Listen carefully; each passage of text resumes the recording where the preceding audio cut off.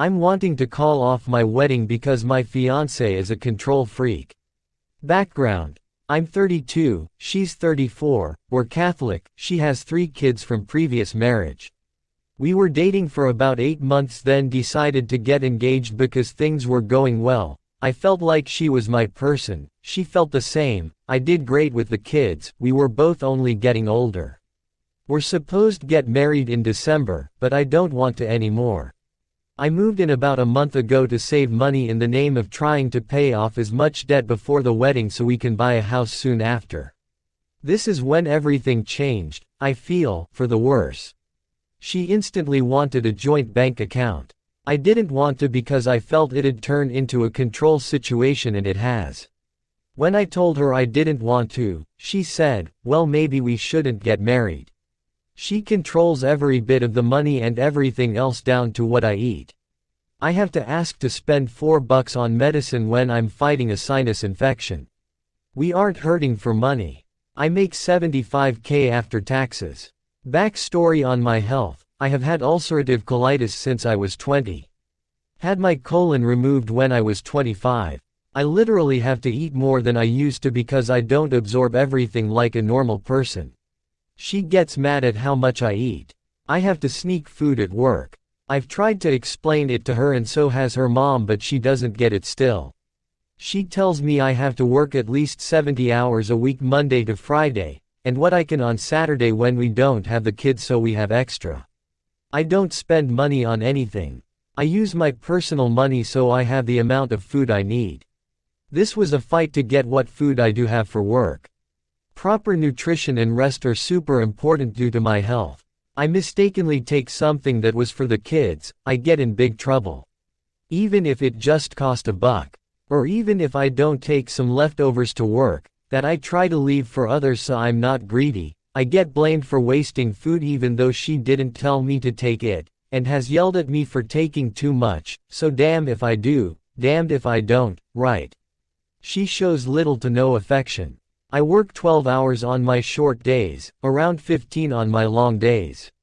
I only have 1 or 2 short days a week. I'd like to feel wanted and desired when I come home, but I feel nothing. I don't ever get a hug, kiss, or any kind of excitement when I get home after a long day. Some of the long days mean I don't see her for 2 to 3 days at a time. There's no sort of excitement, just what more can you do around the house? Hell, I've even gotten in trouble for sitting down for 10 minutes when I got home one day because I need to use my time better. I take care of everything around the house, such as yard work, home repairs, doing everything else when no one feels like it. Heaven forbid me if I forget to do one thing after a long day.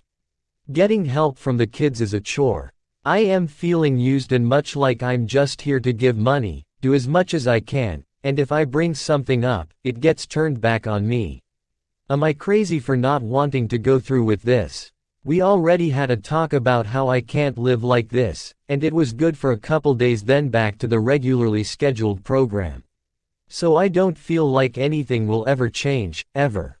When we had the talk she straightened up a bit but over the next few days, she made jokes about what I brought up so I feel like it meant nothing to her at all. I don't know what to do. Update 1. We had an additional talk. And some of y'all stated that she will say what I want to hear and then it goes back to the same old crap and you were 100% right. I've been playing the game and seeing her responses on things. She flips the responses to seemingly be different than they were when really she's just saying the same thing. For example, I explained that I was still hungry after dinner and she said word for word, I think you should just focus on not being hungry then you won't want to eat. So I just grabbed a water and went about my business. Like, are you kidding me? Right after we had the discussion about my body and my condition. Anyway, I've got a plan together. I won't be able to enact this plan till Friday next week. The car we got is in both of our names, but I'm only on the loan as a co-signer. So I'm getting a rental because I can afford it when some psycho isn't controlling my money, and I'm loading everything I can in there and heading out of town while she's at work. I'll be going to my parents in the next state over. She won't be able to find me, which is good. I'm so getting a new phone and number before I head out of town. I've got my direct deposit changed, new bank account, and while I'm at work I'm calling to get her off my credit card and everything. I'm waiting for the payment to post to the card from our joint account, so I'm not stuck with the balance that's on there. I'm also pulling what money is rightfully mine out of the account before I leave and then taking my name off of it. There's a significant amount in there. I'm cutting my losses on what I've already paid towards the wedding and everything else. I don't want that money to taint my new money. I'm expecting her to freak the hell out and blow my phone up, but I don't care. Just getting my plan together has been so liberating. On my way to my parents, I'm meeting a really good friend of mine for lunch, who's been here through this whole process. Then on to my parents. I haven't even told my parents yet, so they don't know. I've got all these crazy ideas of things I want to do and will finally be able to do, once I'm out, and it feels so damn good. I can't wait. I don't know if I'm more anxious to get back to who I was, or more anxious about her reaction. Either way, I don't care. I have to go. Update 2. I am out, and free, and I feel great. I left early in the morning with as much stuff as I could. I went to the next town over and sat in the parking lot waiting for the rental place to open, so she wouldn't have a chance of browsing around town before work and find me. Before I got the rental, I got all my money out as well.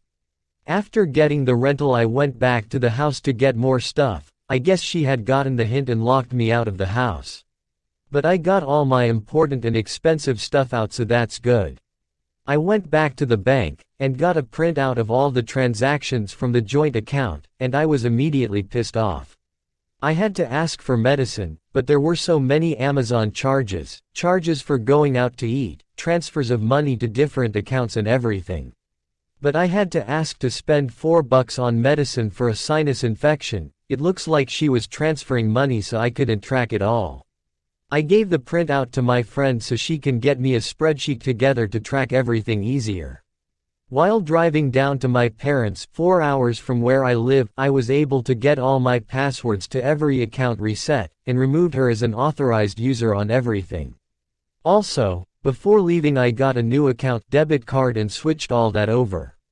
After meeting with my parents, I went to an old friend's, someone I've known for 10+ years but hadn't seen in 2. Her mom made me a hell of a meal fit for a king. We later went axe throwing and had a good time. I spent the night there and her mom made me a really good breakfast. Her family is such a good family and they consider me a son, so they were happy to have me over. Her mom asked if I just need a key to the house.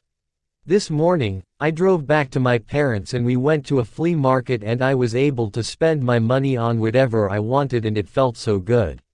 This is the life I want to live, not a life constrained by a crazy person. I feel great, I'm doing great.